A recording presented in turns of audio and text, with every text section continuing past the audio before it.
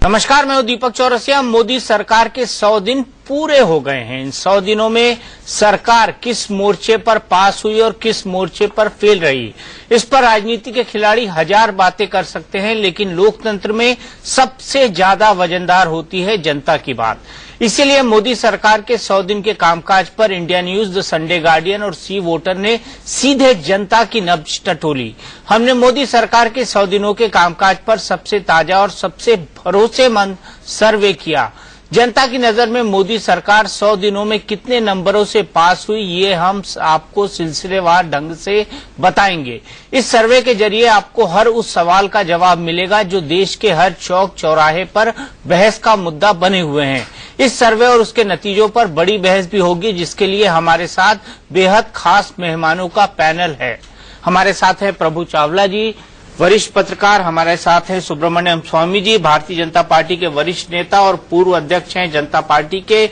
हमारे साथ इसके साथ अलावा हमारे साथ जुड़ेंगे मणिशंकर अय्यर जी, सीनियर लीडर हैं कांग्रेस पार्टी के। हमारे साथ जुड़ेंगी नीरजा चौधरी जी, सीनियर जर्नलिस्ट हैं। हमारे साथ जुड़ेंगे माजिद मेनन साहब, एमपी है राज्यसभा के, नेशनलिस्ट कांग्रेस पार्टी की। ये तमाम मेहमान हमारे साथ जुड़ेंगे। तो शुरू करते हैं मोदी सरकार के 100 दिन के कामकाज पर देश का सबसे भरोसेमंद सर्वे।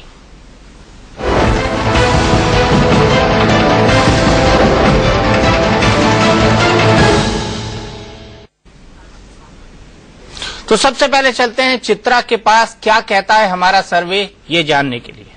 बिल्कुल दीपक जी, 100 दिन सरकार के और ऐसे में सरकार से कितनी खुश है जनता, यही जानने की कोशिश की हमने और लोगों के बीच जाकर उनसे कई सवाल किए कि क्या लोगों के आ गए हैं अच्छे दिन। तो चलिए ज्यादा वक्त नहीं गवाते हुए अपने पहले सवाल की ओर आ जाते हैं और हमारा पहला सवाल सीधे सीधे लोगों से यही था, 100 दिन में मोदी ने किसके लिए काम किया। विकास के लिए 48.5% लोग मानते हैं विकास के लिए, ध्रुवीकरण के लिए 6% लोग, हिंदुत्व के लिए मानते हैं 9.6% लोग, भ्रष्टाचार विरोधी अभियान के लिए 19.7%, अन्य ऐसे हैं जिनको अभी तक लिए 48.5% लोग मानते हैं विकास के लिए, ध्रुवीकरण के लिए 6% लोग, हिंदुत्व के लिए मानते हैं 9.6% लोग, भ्रष्टाचार विरोधी अभियान के लिए 19.7%, अन्य ऐसे हैं जिनको अभी तक समझ में नहीं आया है कि नरेंद्र मोदी और उनकी सरकार ने किसके लिए काम किया है। उनकी संख्या 4.9 है, जो अन्य मुद्दों को भी शामिल करते हैं और कह नहीं सकते, यानी कि कुछ ऐसे लोग जिन्होंने अभी अपनी कोई राय नहीं बनाई है, उनका जो प्रतिशत है वो है 11.2%। India news, the Sunday guardian और सी वोटर का हमारा ये सर्वे है।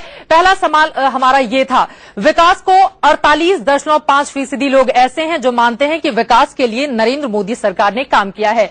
आगे बढ़ते हुए अब आ जाते हैं हमारे दूसरे सवाल पर। हमारा दूसरा सवाल लोगों के बीच जाकर सीधा ये था, हमारा सवाल था, क्या मोदी ने प्रधानमंत्री कार्यालय की साख लौटाई है। लोगों को याद होगा जब प्रधानमंत्री के नाम पर पिछले 10 सालों से अगर हम देखें तो मनमोहन सिंह को किस तरह के शब्द झेलने पड़े, लेकिन नरेंद्र मोदी को लेकर लोगों ने राय क्या बनाई है। 67.2% लोग मानते हैं कि हां, नरेंद्र मोदी ने प्रधानमंत्री कार्यालय की साख लौटाई है। 21% हैं जो ऐसा नहीं मानते हैं, 21.9%, जबकि कह नहीं सकते उनकी तादाद है तकरीबन 10%। ये हमारा अगला सवाल था और अब हम बढ़ते हैं अपने तीसरे सवाल की ओर। क्या मोदी जनता से बेहतर ढंग से जुड़े हुए हैं। 75.8% ऐसे लोग हैं जो मानते हैं कि हां, नरेंद्र मोदी जनता से बेहतर ढंग से जुड़े हुए हैं। 18.8% ऐसे लोग हैं जिनका कहना है कि बिल्कुल नहीं, जबकि कह नहीं सकते ऐसे लोगों की राय है 5.4%। आगे बढ़ते हुए अगला सवाल हमारा, क्या मोदी आरएसएस के दबाव का सामना कर पाए हैं। महत्वपूर्ण सवाल था ये और इसका जवाब देखिए, 52.6% लोगों का कहना है कि हां, नरेंद्र मोदी आरएसएस के दबाव का सामना कर पाए हैं। नहीं, 33.1% लोग मानते हैं और जिन्होंने अपनी कोई राय नहीं दी है उनका जो प्रतिशत है वो 14.4%। आगे बढ़ते हुए अगला सवाल हमारा सीधे लोगों से ये था और सवाल, क्या मोदी ने अपने मंत्रियों को बेईमानी बना दिया है। 1 लाख से ज्यादा खर्च करने पर पीएमओ की अनुमति लेनी जरूरी है। कई ऐसे बड़े मंत्री हैं जिनको अपने एक एक काम के लिए पीएमओ का दरवाजा खटखटाना पड़ता है और इसी वजह से महत्वपूर्ण ये सवाल हो जाता है, क्या मोदी ने अपने मंत्रियों को बेईमानी बना दिया है। 39.1% लोगों का जवाब है हां, जबकि 52% ऐसे लोग हैं, 52.3% जो कहते हैं नहीं, जबकि 8.5% लोग हैं जिन्होंने अपनी कोई राय इस पर नहीं दी है। अगला सवाल हमारा छठवां सवाल, मोदी महंगाई रोकने में क्या कामयाब रहे? महंगाई के मुद्दे को लेकर नरेंद्र मोदी जनता के बीच गए थे, जिसके बाद जनता ने उन्हें अपनी सराखों पर बिठाया। लेकिन नरेंद्र मोदी का इन 100 दिनों का रिपोर्ट कार्ड क्या कहता है? मोदी महंगाई रोकने में कामयाब रहे, 27.5% लोगों का कहना है हाँ, 70% लोग ऐसा कह रहे हैं कि नहीं, यानी कि 70% लोग साफ साफ कह रहे हैं कि जिस वायदे के साथ सरकार आई थी उस वायदे को निभाने में नरेंद्र मोदी इन 100 दिनों में नाकामयाब रहे हैं, जबकि 2.5% ऐसे लोग हैं जिन्होंने कहा है कह नहीं सकते हैं। अगला सवाल हमारा अगला सवाल सीधे लोगों से ये था, क्या मोदी सरकार कम भ्रष्ट है? यूपीए सरकार से तुलना करके भी लोगों ने अपने जवाब दिए हैं।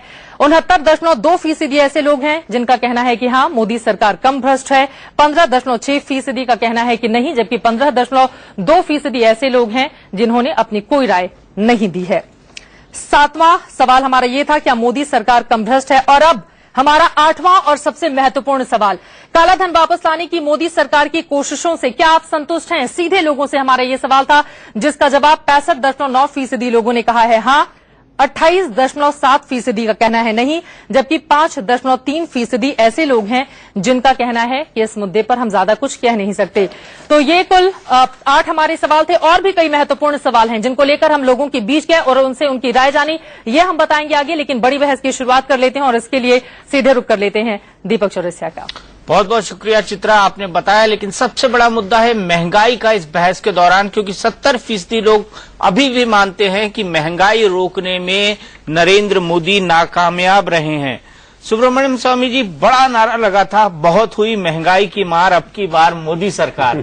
तो इस महंगाई की मार से तो पार पा ही नहीं पा रहे हैं हम, क्या हो गया है? पार कब पाएंगे? नहीं, वो तो क्योंकि आपने ये सीमा बांधी है, समय की सीमा बांधी है 100 दिन का।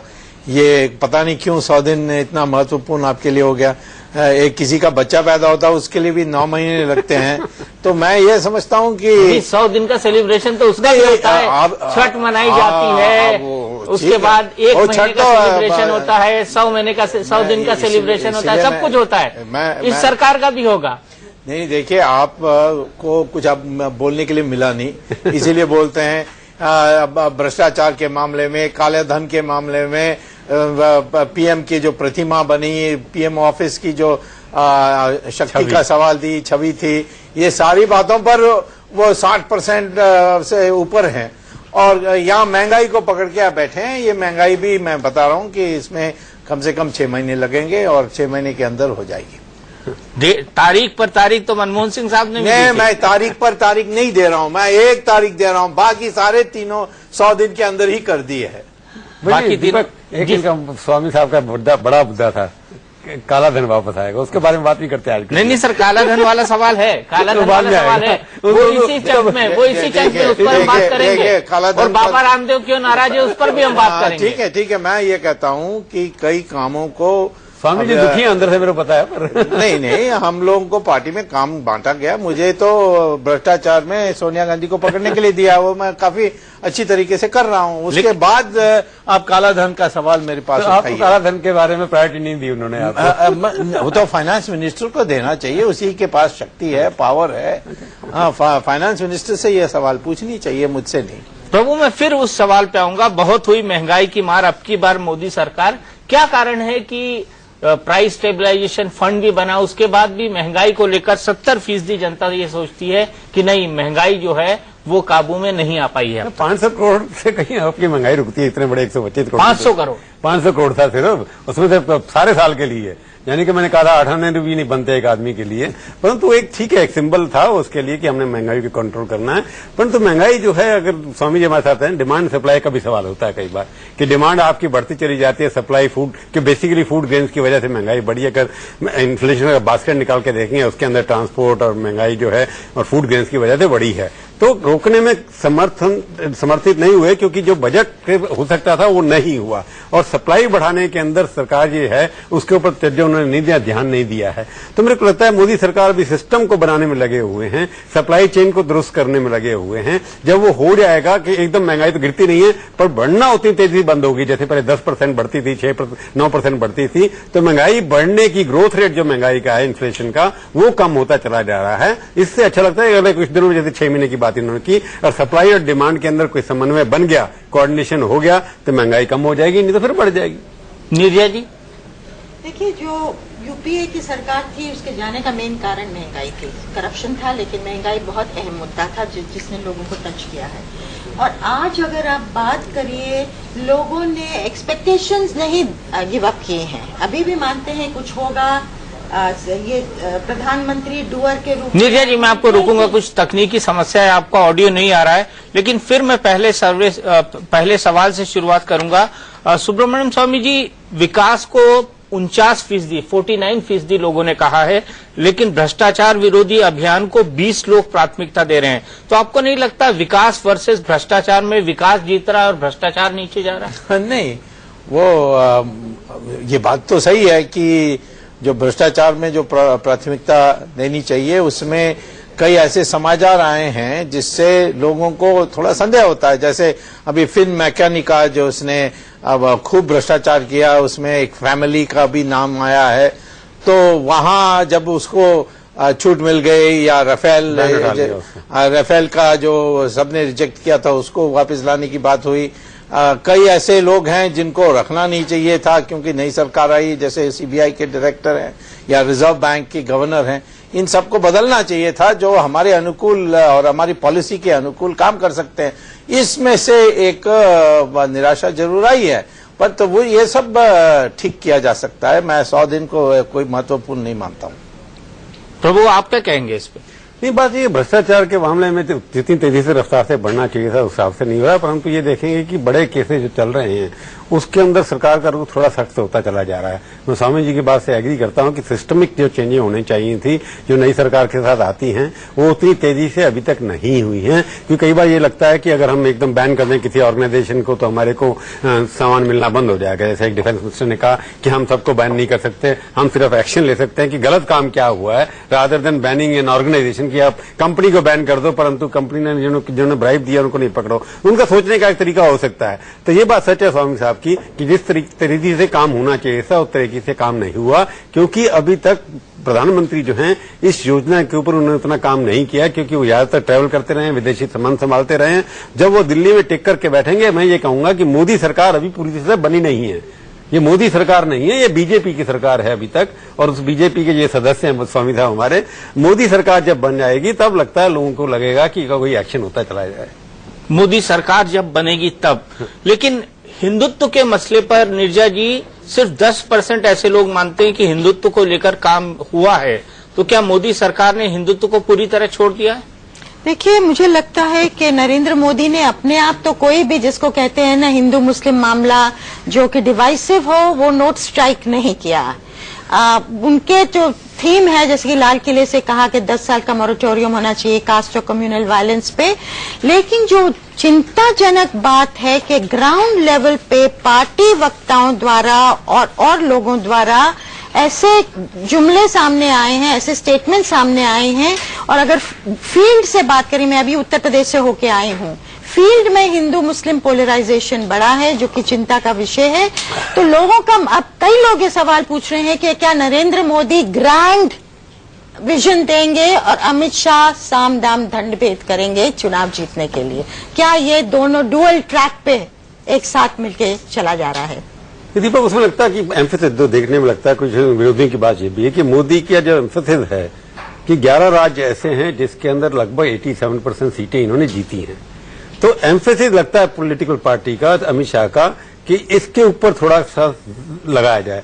तो उनका एम्फेसिस है हिंदी और हिंदू के ऊपर।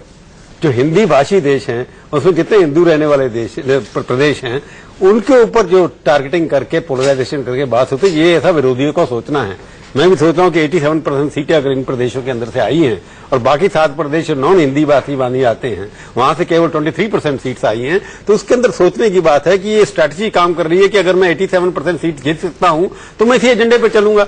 ये एक फीलिंग आ रही है लोगों के अंदर। ये सच है कि नहीं, ये डॉक्टर स्वामी साहब बताएंगे कैसे थे। नहीं, जहां तक हिंदुत्व का सवाल है कि जहां कार्यकर्ताओं में जरूर एक उत्साह है। कई ऐसे होंगे जब 100 दिन में नहीं परंतु 200 दिन में होंगे। जैसे मैं उदाहरण देता हूं, राम सेतु को बचाने की बात थी, उसमें सेतु समुद्रम प्रोजेक्ट को रद्द करें या ऐसा संशोधन करें कि राम सेतु का कोई हानि ना हो। इसमें मैं बहस में लगा हूं नितिन गडकरी के आमंत्रण पर और निमंत्रण पर, और वहां जो लीगल प्रॉब्लम्स उठाए गए हैं ऑफिसर्स के जरिए उसको ओवरकम करने की बात है। मैं समझता हूं कि अगले पार्लियामेंट सेशन के अंदर घोषणा निश्चित हो जाएगी, और ये प्रधानमंत्री ने भी स्वीकृति दे दी कि राम सेतु को एक तो बचाएंगे और दूसरा उसको राष्ट्रीय धरोहर घोषित करेंगे। ये दोनों बात हो जाएगी, उसके बाद तो हिंदुत्व के परसेंटेज बढ़ जाएगी। और उसी प्रकार से कोई और विषय हैं जैसे आर्टिकल 370 हो, जैसे योगी आदित्यनाथ। और योगी आदित्यनाथ ने कोई ऐसी बात नहीं की, आप अखबार वाले पीछे पड़े हैं, उसने ऐसी कोई बात नहीं की योगी आदित्यनाथ ने, कोई ऐसी बात नहीं। अब बताएं कौन सी बात की उसने? अब उसने कहा कि 11%, 10% से ज्यादा है तो वहां गड़बड़ होगी ना, 20% से ज्यादा। मैं आपको बता रहा हूं कि पैगंबर मोहम्मद के कहने पर सिरा और हदीथ में कहा है कि दारुल इस्लाम, दारुल हरब और दारुल अहद संसार को 3 हिस्से में बांटा है, उसमें ये 10% आती है। और मैं कहता हूं कि निश्चित तौर पर उन्होंने ये नहीं कहा कि हमें इसीलिए मुसलमान के विरुद्ध में जाना चाहिए या उनको उनकी संख्या को 10% से कम करनी चाहिए। उन्होंने कहा कि ये वास्तविकता है कि वो जब दारुल इस्लाम है सऊदी अरेबिया, वहां हिंदू मंदिर बना सकते हैं, वहां हिंदू दिवाली मना सकते हैं, वहां रामचंद्र जी की फोटो पॉकेट में रख सकते हैं, नहीं रख सकते, उसके बारे में कोई बात ही नहीं करेगा। और जहां वो मेजॉरिटी में उनका है, कश्मीर में भी देखा है, मल्लापुरम केरल में भी देखा है, तो इसीलिए आप उनको ऐसे ही उनके हर बात को तोड़ मरोड़ करके उनकी निंदा करते हैं। मैं नहीं मानता हूं कि उन्होंने कोई ऐसी बात कही है जो गलत है। चलिए फिलहाल रुकेंगे एक ब्रेक के लिए। ब्रेक के बाद हमारे साथ जुड़ गए हैं मणिशंकर अय्यर जी। उसके बाद हम बात करेंगे काले धन पर, जो कि सुब्रमण्यम स्वामी जी का भी फेवरेट सब्जेक्ट है और मणिशंकर अय्यर जी का भी। ब्रेक के बाद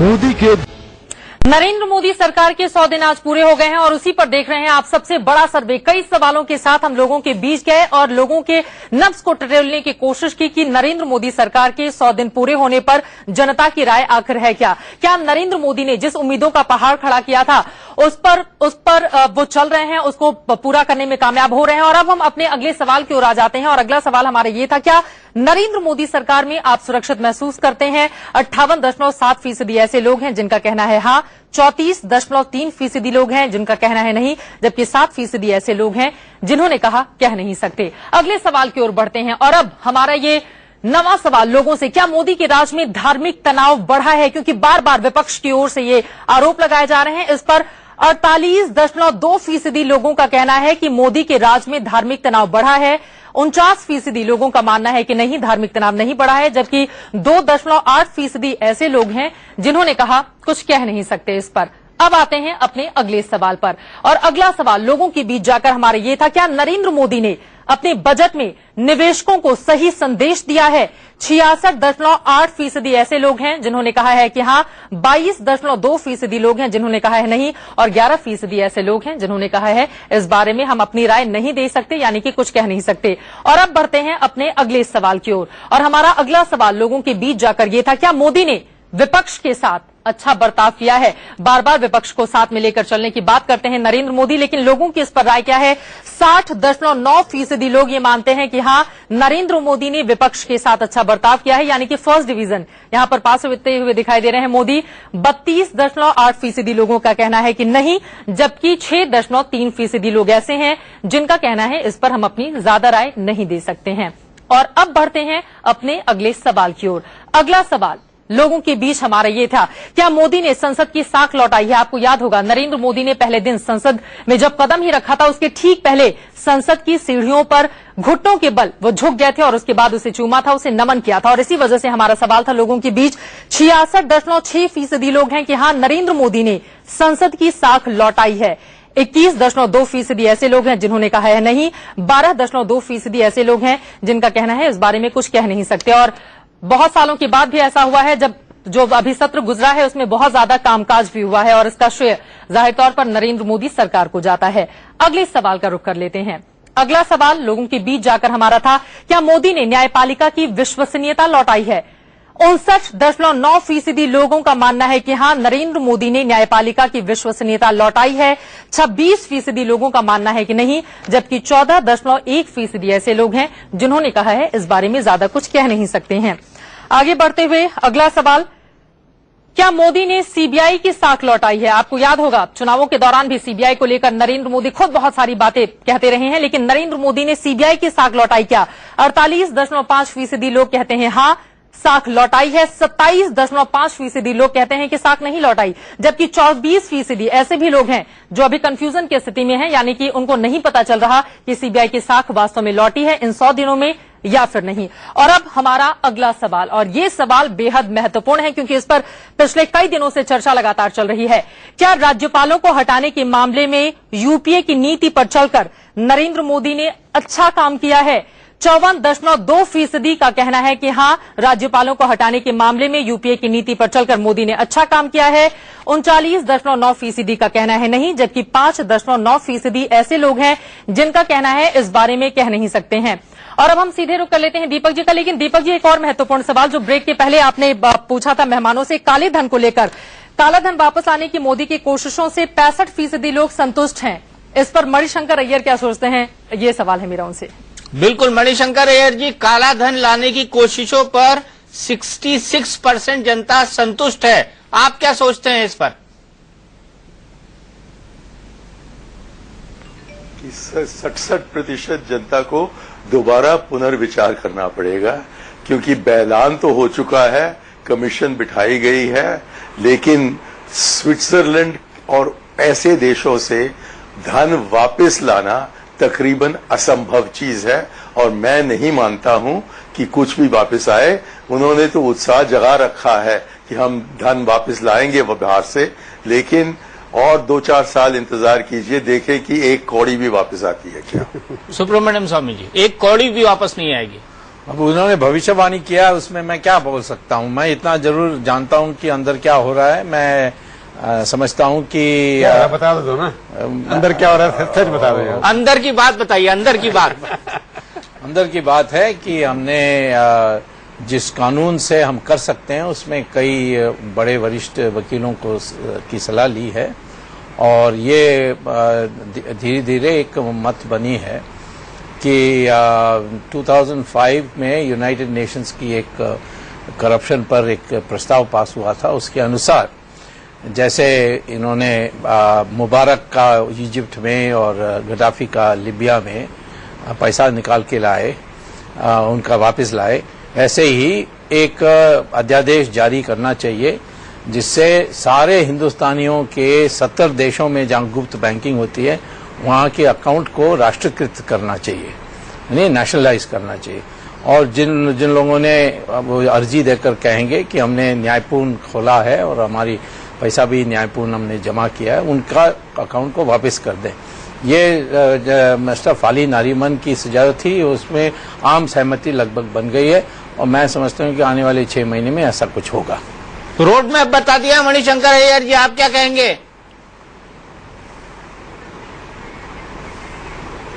करें तो ऐलान करते करते सुनते सुनते हम तो तंग आ गए हैं। अब देखिए कि बहुत दिन हो गए किसी व्यक्ति ने किसी व्यक्ति ने अकाउंट खोला है और ये कह रहे हैं कि हम उसके राष्ट्रीयकरण करेंगे। वो मानेंगे क्या कि ये राष्ट्रीयकरण हुआ? अरे गद्दाफी और क्या उसका नाम, मुबारक का नाम, इसको लेकर उसका उदाहरण बनाना हमारे लिए मुझको लगता है कि बिल्कुल गलत बात है। आज के इकोनॉमिस्ट को देखिएगा, उसमें कहते हैं कि अमेरिका में भ्रष्टाचार इतना बढ़ गया है कि जबकि अमेरिका में भी बढ़ गया है और वही सबसे कामयाब रहे हैं काला धन को खोज निकालने में, मुझको नहीं लगता है कि हम कुछ खास ज्ञान लेने वाले हैं या कुछ पैसे वापस आने वाले हैं। सुब्रमण्यम स्वामी को कोई काम दिया गया है, मुबारक हो, क्योंकि नहीं तो उनकी बड़ी उपेक्षा हो रही थी। आपकी उपेक्षा हो रही थी, आपकी उपेक्षा हो रही थी। नहीं, उनकी अपनी चिंता करने दे ज्यादा अच्छा होगा, क्योंकि मेरे लिए कोई प्रॉब्लम नहीं है, ना मैंने कोई कंप्लेंट किया है। नहीं, वो तो राज्यसभा में है, आप तो वहां भी नहीं है। वो तो मुझे आवश्यक नहीं है ना। हाँ, कई लोगों को पार्लियामेंट का होने से ही कुछ उनका इज्जत बनती है, हमें तो वैसे भी जैसे साधु सन्यासी होते हैं हमारे देश में, उनका इज्जत होता है भगवा कपड़ा पहन के, आपका सूट बूट पहन के नहीं होता है, आपका सफेद कपड़े पहन के होता है। हमें तो जो मर्यादा मिलनी चाहिए वो तो वैसे भी मिल रही है। साबरमती के संत जो धोती पहनते, ये तो ये कुबड़ी मंत्रा और शकुनी की बात मत करिए कि हमारे में एक डिस्कंटेंट पैदा करने के लिए। डिस्कंटेंट पैदा हो रहा है क्या? मैं हो ही नहीं सकता, मैं यही कह रहा हूँ। आप खुश है ना कालिदान के लिए? आप तो खुशी अभी आपने कहा फेमिन, वो कौन सी कंपनी का नाम लिया, उसका नाम बैन हटा दिया, ये सब कर दिया। हाँ ठीक है, बट इसके माने ये कि हम नहीं कहते हैं कि सारी चीजें 200% हमारे अनुसार चल रही है, बट तो जहाँ मुख्य मुद्दा है उसमें सही दिशा में है। और ये जरा पोल आया है, ये जो आंकड़े आए हैं उससे साफ होता है कि नरेंद्र मोदी बिल्कुल आगे हैं, सबसे आगे हैं। यूपीए का आप 100 दिन का देखिए कि और मुकाबला करिए। मणिशंकर अय्यर जी, सबसे बड़ा सवाल, क्या मोदी के राज में धार्मिक तनाव बढ़ा है? हाँ कहते हैं 48.2% लोग और नहीं कहते हैं 49% लोग। इस पर आपकी क्या टिप्पणी है? हमने सहारनपुर के दंगे देखे, मुजफ्फरनगर के दंगे देखे, हमने पश्चिम यूपी में पूरा का पूरा तनाव देखा, आपकी क्या टिप्पणी है इस पर?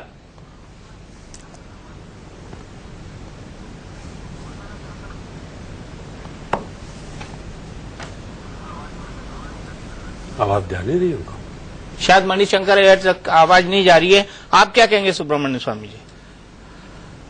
नहीं, वो तो इसमें भी आगे हैं 1-2% से, इसमें क्या मैं तो इसमें क्या बोल सकता हूँ। नहीं, लेकिन समाजवादी पार्टी कह रही है कि आप लोगों ने दंगे डिजाइन किए, जब से अमित शाह वहां पर गए हैं तब से लगातार उत्तर प्रदेश में दंगे हो रहे हैं। ये सिर्फ पोलराइजेशन के लिए, पोलराइजेशन के नाम पे आपने उत्तर प्रदेश में लोकसभा के चुनाव जीते। आर्ग्यूमेंट के लिए मान लीजिए कि हम किसी ने दंगा के लिए व्यवस्था की, मैं कहता हूँ कि भैया आप सरकार में क्यों हैं, आप विफल हो गए। ये क्या है कि बीजेपी के हर सरकार में कोई दंगा नहीं होता है। नहीं, वो कहना यही है कि जब आपकी सरकारों में नहीं होता, दूसरी सरकारों में दंगा कराते हैं आप। नहीं, मैं कहता हूँ कि दंगे हम कराते हैं तो आप पकड़ो किसी को। पकड़ा संगीत, अरे कहाँ संगीत सोम को, संगीत सोम को पकड़ा। आपको कानून नहीं पता है तो आप बोल देते हैं कि पकड़ा है। क्या हुआ अभी तक? एफआईआर हो, उसके बाद आलोचना होने के बाद पुलिस की चार्जशीट है, अभी तक कोर्ट में पेश करके चार्जेस फ्रेम नहीं हुए हैं। क्यों नहीं हुए हैं? ये तो 3 महीने में होना चाहिए। आपने $100+ सिक्योरिटी दे दिया तो वो तो क्यों उसको मारने में बहुत लोग लगे हुए हैं। सुरेश राणा उसकी जान चले जाए तो तुम्हें खुशी हो जाएगी। संजीव वालियान और आपने टाइटलर को दिया तब आपने आलोचना नहीं की। कहाँ किया था आप? और मीडिया की बात मत करिए, मैं बहुत जानता हूँ। सज्जन कुमार को दिया, उस समय नहीं कहा। ये आपने टाइटलर को दिया तब आपने आलोचना नहीं की। कहाँ किया था आप? और मीडिया की बात मत करिए, मैं बहुत जानता हूँ। सज्जन कुमार को दिया, उस समय नहीं कहा। ये लोगों का खतरा पैदा हुआ है। इन्होंने जो किया, इनके ऊपर आज तक कोई चार्जेस फ्रेम नहीं हुए। सज्जन कुमार के ऊपर चार्जेस फ्रेम हुए थे। स्वामी जी, आप एक तो एग्री करेंगे, इतना अच्छा सर्वे है, सब जगह पर अच्छे नंबर मिल रहे हैं, परंतु अब ये टेंशन की बात है, कम्युनिटी टेंशन उसको लगभग बराबर है। देश की जनता कैसी बात करते हैं? 80% हिंदू है और 13% मुस्लिम है, और कहते हैं टेंशन पैदा कर दिया। क्या टेंशन पैदा? सर्वे कह रहा है, लेकिन सर्वे बराबर कह रहा है, सर्वे और शायद बीजेपी यही करना चाहती है। नहीं, वो मैं कहता हूं कि जब हिंदुओं को इकट्ठा कर रहे हैं और सारा जाति की जो दीवारें उसको तोड़ रहे हैं, आप प्रशंसा करने की जगह में आलोचना कर रहे हैं। 8 पॉइंट और 49 दोनों क्या है? ठीक है, वो है वो मिर्जा। देखिए, अगर नरेंद्र मोदी की सरकार के तहत ये देखा जा रहा है कि इन्वेस्टर्स नई नजर से देख रहे हैं, लोग आना चाहते हैं, economy is turning the corner जो कहा जा रहा है, 5.7% ग्रोथ हुआ है लास्ट क्वार्टर में। अगर ये रियलिटी करनी है कि इन्वेस्टर आगे आएगा, तो अगर आपका रिलीजियस डिवाइड होता है देश में, आपका देश देख रहा है, ये आधा, ये कोई छोटा आंकड़ा नहीं, 1/3 भी नहीं है, आधा आंकड़ा है, परसेप्शन है, पॉलिटिक्स परसेप्शन पे जाती है, तो क्या वो सपना सच हो पाएगा इकोनॉमिक ग्रोथ का कि इन्वेस्टर 10 बार सोचें कि हम जाएं कि नहीं जाएं, अगर तनाव है, हिंसा है, और वो भी मेनलैंड इंडिया में है। यूपी में मैं अभी आई हूँ, मुझे मालूम है लोग कह रहे हैं हिंदू मुस्लिम सवाल है। यही लोग बाकी चीजों में उनको 60% 70% दे रहे हैं, तो वो इस इश्यू को इतना महत्व वो नहीं समझते हैं। उनका परसेप्शन हो सकता है कि हाँ कुछ तनाव है, परंतु उससे ये सरकारी बुरा है ऐसे तो नहीं मानते। वो तो सारे बाकी सारी इश्यू में कहते हैं कि सरकार बहुत टॉप क्लास है। लेकिन इसमें क्यों नहीं कहते?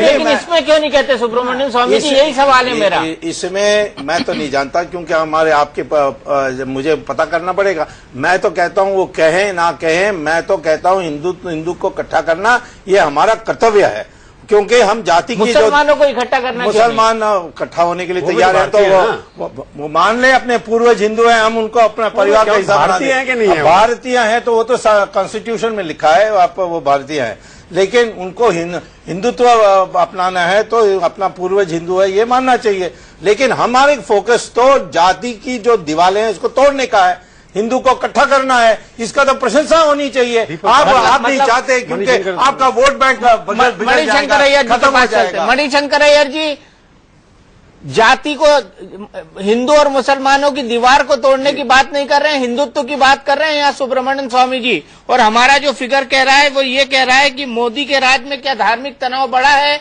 बराबर बराबर का आंकड़ा है। बराबर बराबर के आंकड़े हो सकते हैं, लेकिन हकीकत है कि तनाव बहुत ही बढ़ चुका है। और हालांकि कुछ बड़े बड़े ऐलान होते हैं लाल किले से और इधर उधर से, हकीकत तो ये है कि जब तक कि ये हिंदुत्व की फिलसफी इन लोगों के मन में है, तब तक वो हमेशा जो गैर हिंदू हैं इस देश में उनको द्वितीय या तृतीय वर्ग के लोग समझेंगे। ये अपने समान के बाशिंदे इनको लेंगे नहीं, और जब तक कि वो उसे लेके नहीं ऐसे, इस लिहाज से तब तक तनाव रहेगा ही। इसीलिए हमारा सबसे कड़ी जो लड़ाई है वो सांप्रदायिकता के खिलाफ है, और हिंदुत्व सांप्रदायिकता है। जो कुछ भी दूसरा मायना उस पर लगाने की कोशिश करे स्वामी जैसे लोग, अभी भी सुनिए, पूर्वजों हिंदू थे या नहीं, इससे आज का क्या मतलब है? आज के दिन वो बाशिंदे मुसलमान हैं और हिंदू हिंदुस्तान के मुसलमान हैं, और उसको मानिएगा। ये कहना कि हिंदू हो तो या मान लो कि आप हिंदू थे तो तभी जाकर आप इस देश के बाशिंदे बन सकते हैं, यही है बुनियादी गलती। और इस बुनियादी गलती को जब तक कि हम अपने मन से न हटाएं तब तक ये सांप्रदायिकता रहेगी।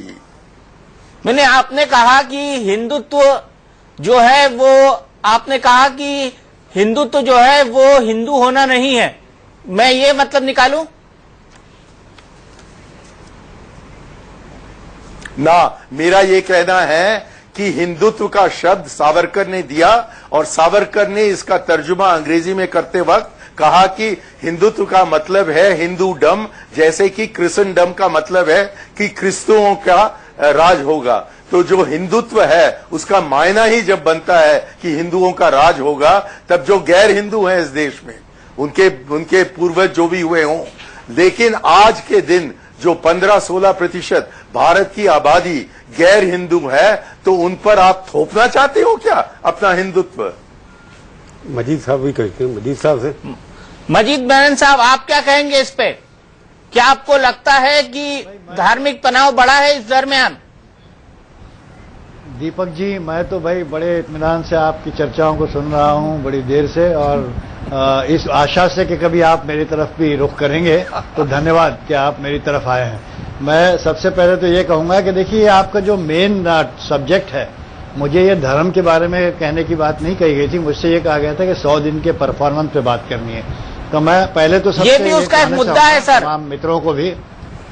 अब वो एक मुद्दा नहीं, पहला बड़े मेन सब्जेक्ट पर तो आए। उसमें तो मैं एक शब्द बोलूं पहले आपके सामने कि भाई 100 दिन की सरकार जो है वो मेरे नजदीक एक नई नवेली दुल्हन है, समझे आप।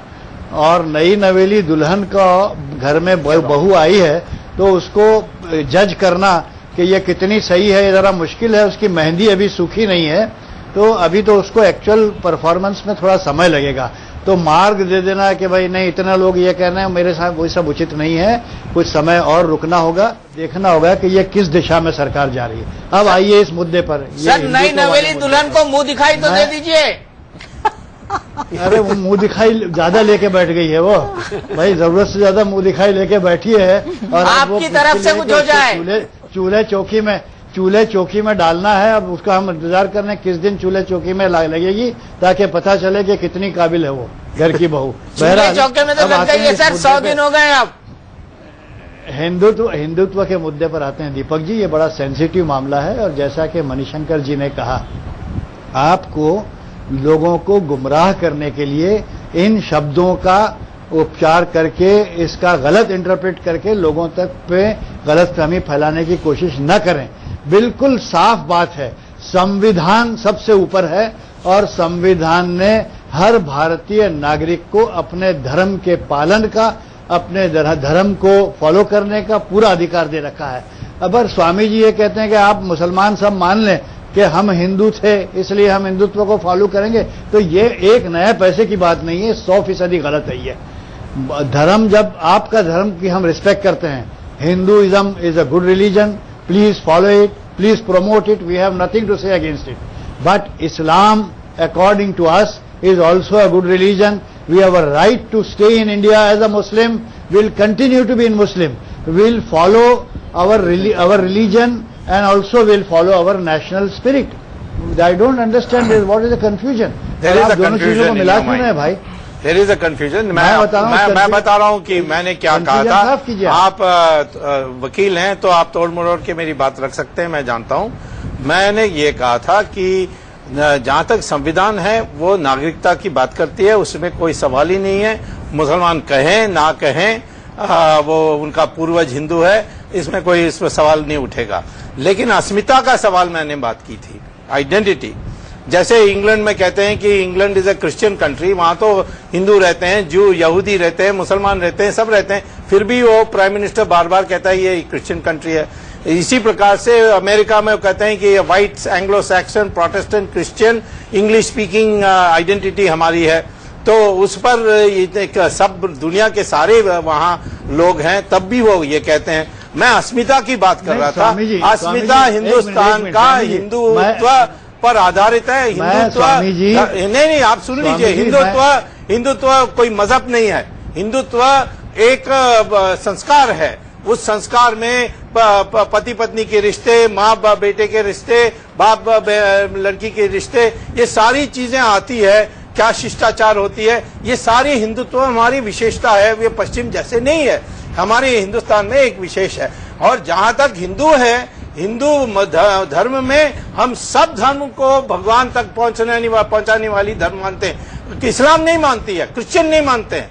ये सिर्फ हिंदू धर्म है, एकमात्र धर्म जो कहती है कि सारे रास्ते से आप भगवान प्राप्त कर सकते हैं। मैं यहाँ पर 1 मिनट के लिए आप दोनों को रोकूंगा, आपका भी जवाब लूंगा। माजिद मेनन साहब, मुझे एक ब्रेक के लिए रुकना है, ब्रेक के बाद हम तुरंत वापस आते हैं इस गर्मागर्म बहस पर।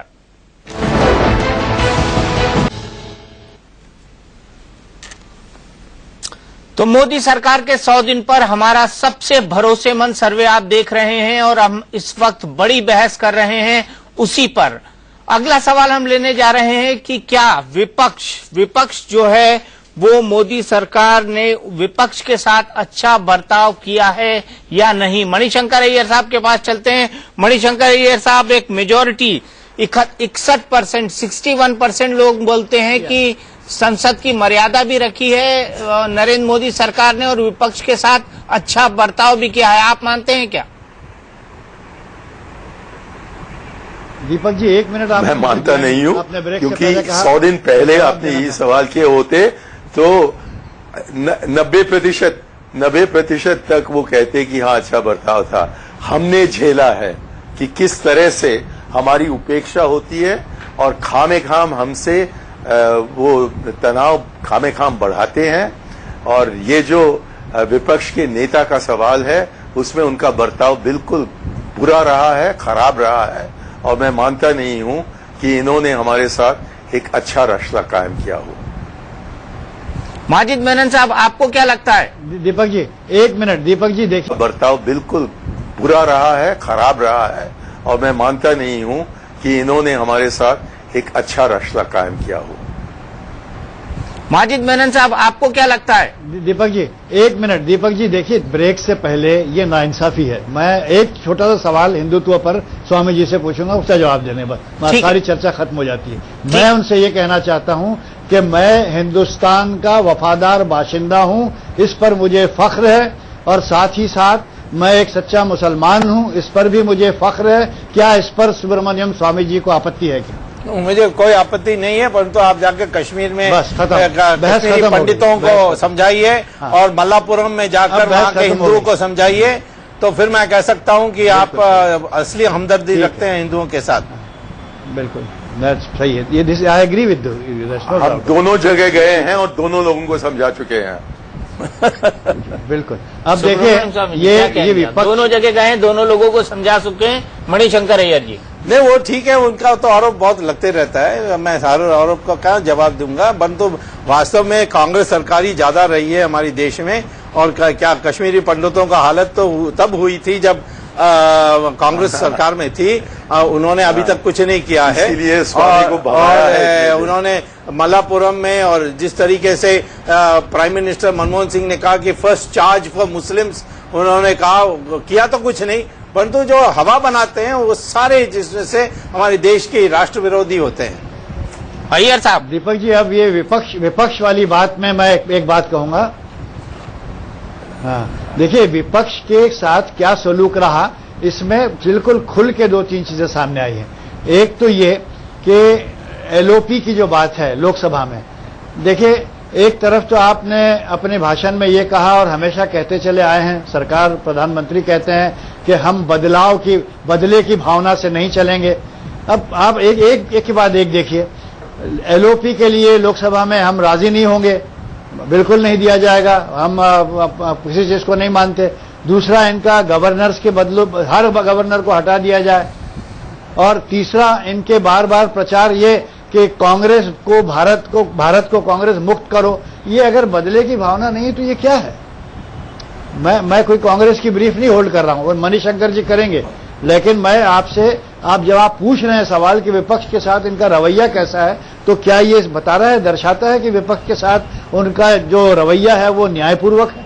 बताइए सर, विपक्ष के साथ। बाद में इनके पास दोबारा रहना चाहूंगा, जम्मू एंड कश्मीर के इन्होंने सवाल उठाया है। मणिशंकर जी ने नहीं कहा कि वो सब जगह गए हैं, पर एक सवाल मैं इनसे पूछना चाहता हूं कि आप मुसलमान हैं, मैं हिंदू, हम दोनों प्राउड हैं अपने रिलीजन के, हम भारतीय हैं पहले, बाद में कुछ और हैं, पर वो आपकी बात सहमत। परंतु मेरी इस बात से समझ नहीं आता कि अगर जम्मू एंड कश्मीर की असेंबली में अगर एक एमएलए रेजोल्यूशन मूव करता है कि प्रियम्बल में उसके कॉन्स्टिट्यूशन में सेकुलर वर्ड लिखा होना चाहिए, उसके ऊपर कांग्रेस और नेशनल कॉन्फ्रेंस दोनों इकट्ठा होकर के रिजेक्ट कर देती हैं, ये क्या इस देश के लिए अच्छी बात है क्या?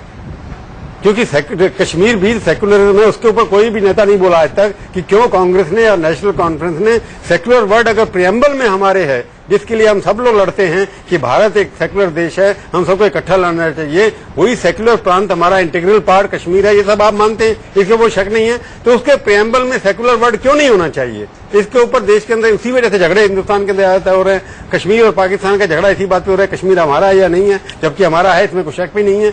तो ये सेकुलर वर्ड आप सेलेक्टिवली यूज करेंगे, इसके ऊपर भी कई बार फसाद खड़े हो जाते हैं। इसलिए ये जो आप दिखाई देते हैं कि यहाँ पर जो हिंदुस्तान के अंदर कम्युनिज्म का जो थ्रेट है वो बढ़ता चला जा रहा है, क्योंकि जब इस तरह के मौका देंगे आप इनकी पार्टी को कि कश्मीर के अंदर जब सेकुलर वर्ड प्रयोग नहीं करने देंगे तो इनका फायदा उठाएंगे ये लोग, इसलिए पोलराइजेशन करेंगे। तो कश्मीर में सेकुलर वर्ड प्रियम्बल में क्यों नहीं आना चाहिए? वजी साहब, मैंने आपसे पूछा है। माजिद साहब, आपसे सवाल है। मुझसे पूछा? अच्छा, चावला जी, मैं इसका उत्तर दे रहा हूँ। चावला जी, देखिए, इससे पहले भी मेरे मित्र स्वामी जी ने यह कहा था कि आपको कश्मीरी पंडितों के बारे में सोचना चाहिए। बहुत सही है। देखिए, चाहे वो कश्मीरी पंडित हो या चाहे कश्मीर में बसने वाला मुसलमान हो या हिंदुस्तान में कहीं और रहने वाला मुसलमान, जब हम समानता की बात करते हैं, जब हम संविधान की बात करते हैं, तो वहां भारत का कोई भी नागरिक, कहीं भी बसने वाला, किसी भी धर्म के पालन को फॉलो करने वाला, उसको पूरा इंसाफ मिलना चाहिए। ये लड़ाई हमारी सबकी हो, मिलजुल की होनी चाहिए। हम और आप मिलकर लड़ें। सेक्युलरिज्म के शब्द से किसी को कोई आपत्ति नहीं होनी चाहिए। पूरा देश जो है वो एक सेक्युलरिज्म को फॉलो करता है, जिससे माइनॉरिटी के लोग सुरक्षित अपने आप को पाते हैं। अगर उस पे कहीं कोई आपत्ति कोई लेता है तो वो उसकी हम सराहना बिल्कुल नहीं करेंगे, मगर अपने अपने राज्यों की अपनी अपनी समस्याएं हैं, वहां के क्या आतंकवाद के प्रॉब्लम है, वहां के लोकल लोगों का क्या मानना है, और चूंकि एक फेडरलिज्म में वहां की स्टेट पॉपुलर विल क्या है, कश्मीर के लोग क्या चाहते हैं, इसको भी आपको सामने रखना पड़ता है। तो ये मजीद साहब आपने जवाब नहीं दिया। आपने कहा लोकल समस्या क्या होगा, कश्मीर के अंदर सेकुलर वर्ड प्रियम्बल में नहीं होना चाहिए, वहां के कॉन्स्टिट्यूशन के अंदर 370 के अंदर जो कॉन्स्टिट्यूशन है उसके अंदर सेकुलर वर्ड उनके प्रियम्बल में होना चाहिए कि नहीं होना चाहिए?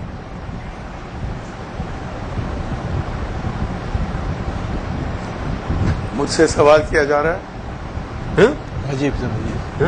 मजीद साहब से पूछ रहा हूं मैं। अच्छा, मुझसे पूछ रहे हैं भाई। देखिए, मैंने जिसका जवाब दे दिया है।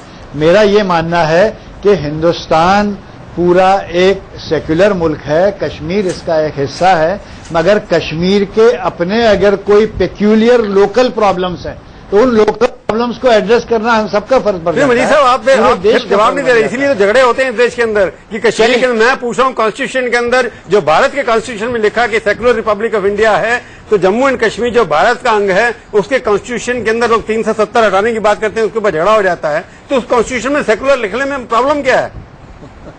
मध्य प्रदेश की गवर्नमेंट बीजेपी का कि हमारा हिंदू प्रदेश है, फिर क्या होगा? मेरे नजदीक कोई मैं तो आपको जवाब दे रहा हूँ साफ स्पष्ट शब्दों में कि सेक्युलरिज्म को डालने में मेरी कोई आपत्ति नहीं है। चलिए, मणिशंकर अय्यर जी कुछ बोलना चाहते हैं। जी मणिशंकर अय्यर जी, उसके बाद मुझे कंक्लूड भी करना है। मणिशंकर अय्यर जी। देखिए, हमारा संविधान बना था 1950 में, मतलब उसका ऐलान हुआ था 1950 में, और उस समय जम्मू कश्मीर की कोई कॉन्स्टिट्यूशन नहीं थी। लेकिन हमारे आपसी समझौता के कारण नेहरू और शेख अब्दुल्ला जी के बीच में जो समझौता हुआ उसके अंतर्गत उनको छूट दी गई कि वो अपना कॉन्स्टिट्यूशन बनाए।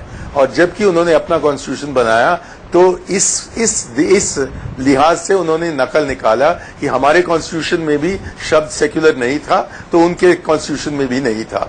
अब उस कॉन्स्टिट्यूशन पर इतने सवाल किए जा रहे हैं आज के दिन कि बहुत गलत बात होगी कि हम एक मामले को छेड़ें और फिर 20 मामलों का जवाब हमें देना पड़ेगा। तो ये ऐन वक्त नहीं है। सवाल ये है कि क्या जम्मू कश्मीर सरकार अपने को सेक्युलर तरीके से चला रही है नहीं, और जबकि हम देखते हैं कि लद्दाख हो जहां की बौद्ध लोग हैं या जम्मू हो जहां की बहुत से हिंदू रहते हैं, उनको जम्मू कश्मीर का हिस्सा बनने में कोई इतराज नहीं है। तो मुझको नहीं लगता है कि इस छोटे से शब्द को लेकर हम एक बड़ा लड़ाई बनाएं। साथ साथ मैं कहूं कि हमारे संविधान में जबकि लिखा है कि सेक्युलर है, तो आपका हक क्या बनता है हिंदुत्व की बात करने का?